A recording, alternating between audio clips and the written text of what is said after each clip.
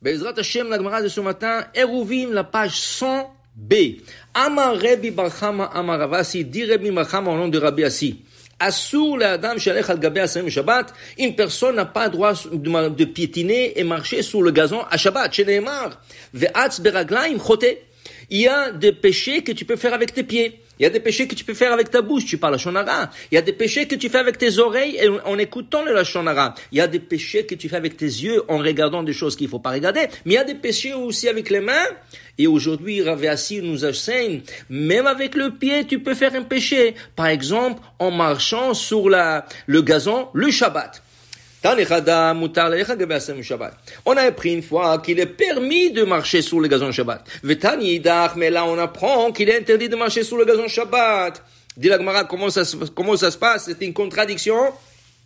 Répond la Gemara, la kashya, ceci n'est pas contradictoire. Habelachim, habevishim, nous explique Rashi. Quand tu marches sur le gazon sec, il est déjà comme s'il était déjà coupé. Donc, tu n'as pas fait de péché. Mais quand tu marches sur le gazon qui est mouillé, dans ce cas, tu vas arracher en marchant, en piétinant sur le gazon mouillé ou humide, tu risques de arracher le gazon et dans ce cas, tu as fait un péché le jour de Shabbat en arrachant quelque chose qui a été connecté à la terre. Dans ce cas, il faut que la personne fasse très attention où elle marche Shabbat. Même le Rav Chaim Paladji dit, tu marches dans la rue et tu vois un nid de fourmis. Fais attention de ne pas marcher par là-bas. Pourquoi? Parce que c'est sûr qu'il y a plein de fourmis autour et tu risques d'écraser une fourmi. Est-ce que ceci est vraiment un péché? Non, parce que tu n'as pas l'intention de tuer la fourmi et tu n'as pas vu la fourmi. Peut-être elle est trop petite, mais là, dit Rav Chaim Paladji, Chacham, Enav Berosho. Le sage, il voit toujours en avant, qui veut dire, si tu vois une nid de fourmis, et c'est sûr qu'il y a plein de fourmis autour,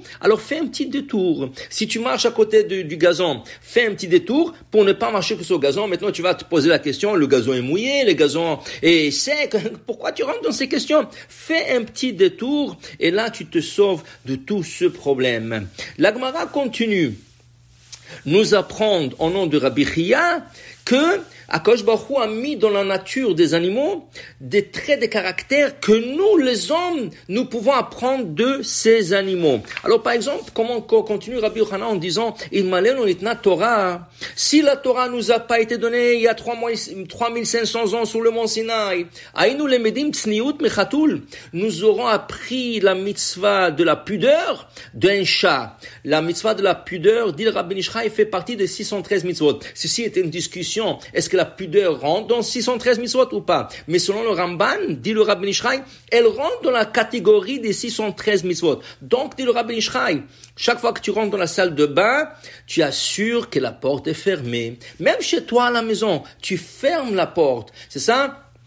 Comme la Mishnah de Masechet Tamid nous enseigne que le Kohanim, quand il rentrait dans la salle de bain, alors il fermait la porte et quand un Kohen arrivait, il trouvait la porte fermée et il savait déjà qu'il y a quelqu'un dedans. Alors c'était une mitzvah de tsniout et cette mitzvah on l'aurait appris de chat.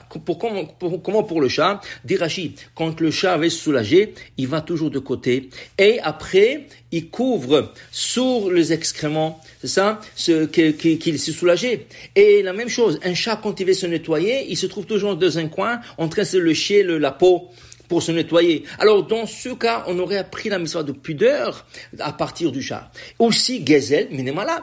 On aurait appris de le vol, de ne pas voler à partir de la fourmi. Qui veut dire qu'une fourmi, quand elle trouve un objet, et elle veut le ramasser, il est trop lourd pour elle pour le ramasser, qu'est-ce qu'elle fait? Elle le lâche. Elle va dans le nid, son nid d'appeler de l'aide des autres fourmis. Entre-temps, il y a plein de fourmis qui passent autour, mais dès que les fourmis sentent qu'il y a une fourmi qui s'occupe de cet objet, ils le laissent, ils le touchent pas pour ne pas voler de cette fourmi qui s'est occupée déjà de cet objet au début. Alors, pour vous dire, si on aurait regardé la fourmi, on aurait appris de ne pas voler. Comme dit le roi Salomon, le roi Salomon qui était le chacham de tout homme sur terre, il te dit, va chez la fourmi. Toi, les paresseux, parce que la fourmi, elle a aussi une bonne qualité, qu'elle n'est pas paresseuse.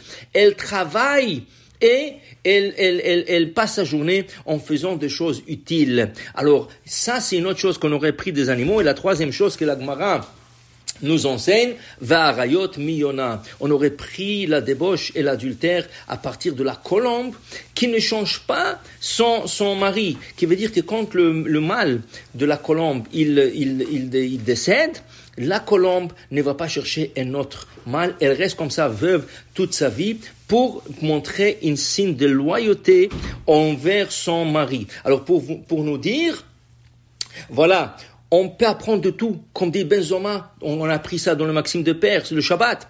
Mikol melameda eskalti. Je peux apprendre de tout le monde. Je peux apprendre des petits-enfants. Je peux apprendre des gens moins importants que moi. Je peux apprendre même des animaux. Alors, pour vous dire, toujours il faut regarder et toujours il faut apprendre une leçon. Baruch Adonai le'olam. Amen ve amen.